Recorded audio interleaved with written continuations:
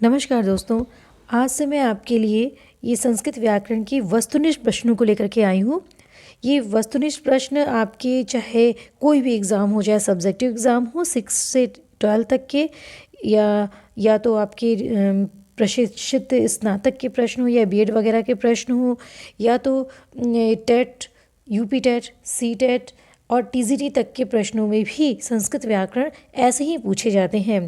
क्योंकि व्याकरण का पोर्शन ऐसा है कि वो कभी बदलेगा नहीं। चाहे किसी भी एग्ज़ाम में हो, यदि संधि आएगी तो संधि से प्रश्न इसी तरह से बनेंगे। और यदि समास हो, संधि हो, समास प्रत्यय, संधि समास प्रत्यय कारक वगैरह जितने भी आके आते हैं, प्रत्याहार, इन सब से जितने भी प्रश्न बनेंगे वो चाहे किसी भी लेवल तक के प्रश्न हो, लेवल तक के एग्ज़ाम में हो, वो इसी टाइप के प्रश्न बनते हैं। तो ये आप सभी प्रतियोगी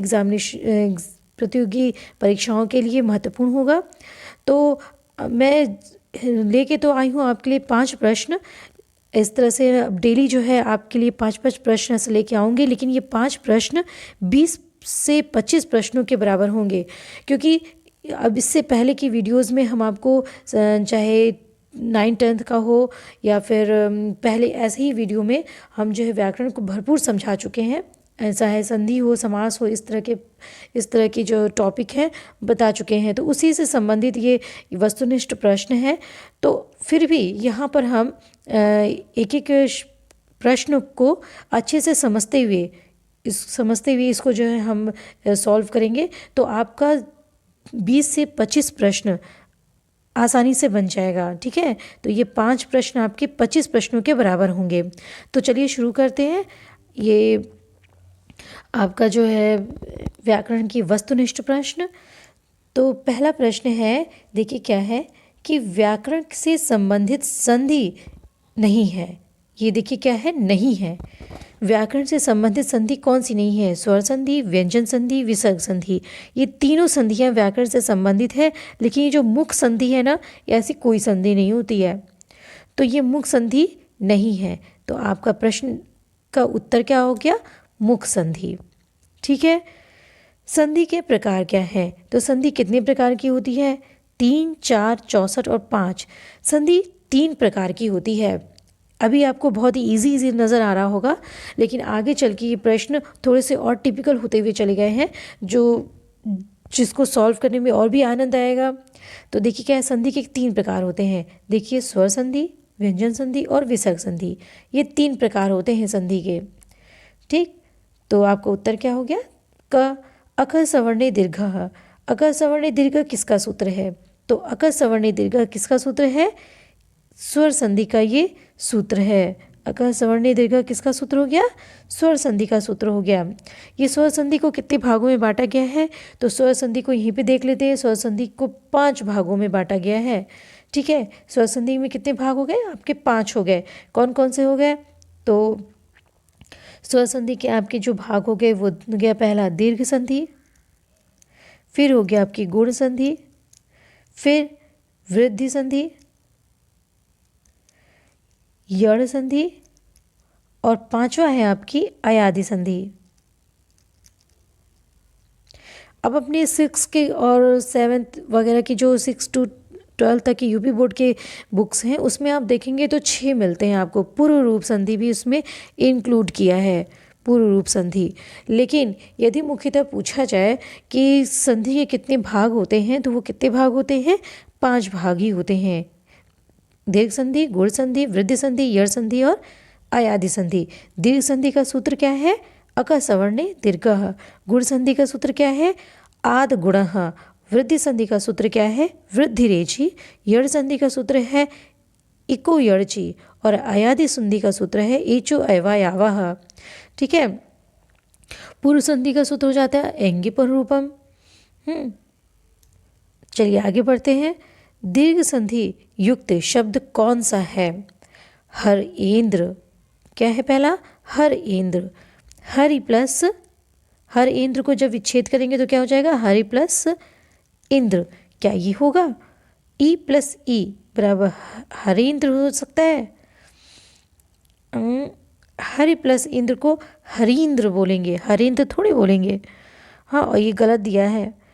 देवालय, देव प्लस आलय, देव प्लस आलय, देव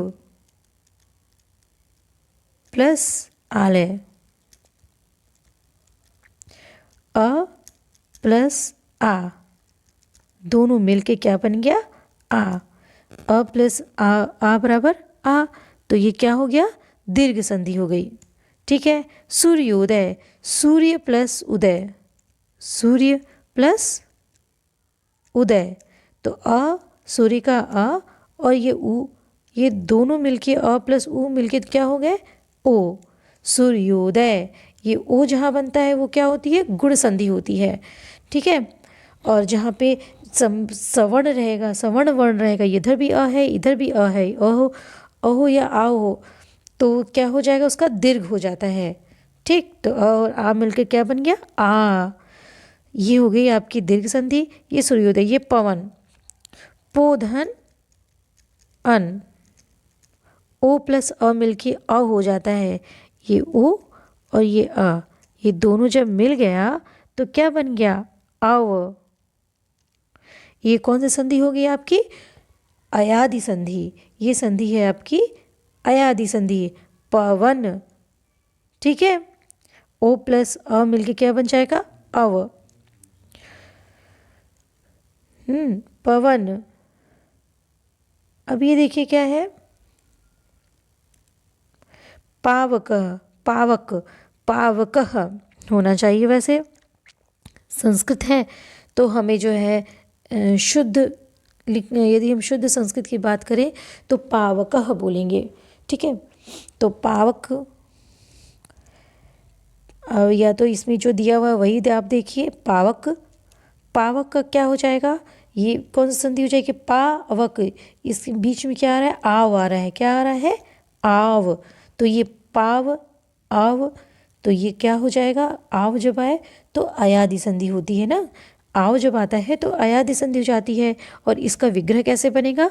पौ धन अक, पौधन अक, अर्थात आओ प्लस अ बराबर क्या हो जाएगा? आव। आओ प्लस अ बराबर आव, पावक। ये देखिए पौ प्लस अ कहाँ है? पौ प्लस अ ग में है, तो क्या हो जाएगा? पावक। ठीक।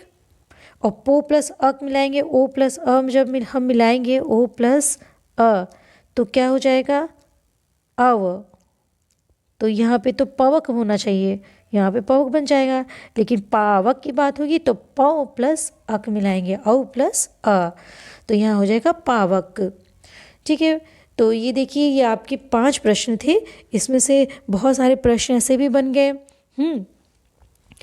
हालांकि इसमें स्टार्टिंग में बहुत ही इजी प्रश्न थे तो इस वजह से बहुत ही ज़्यादा प्रश्न नहीं बन पाए आपके, लेकिन फिर भी बहुत सारे प्रश्न बन गए। इसमें 25 से कम ही प्रश्न बने, लेकिन महत्वपूर्ण प्रश्न थे।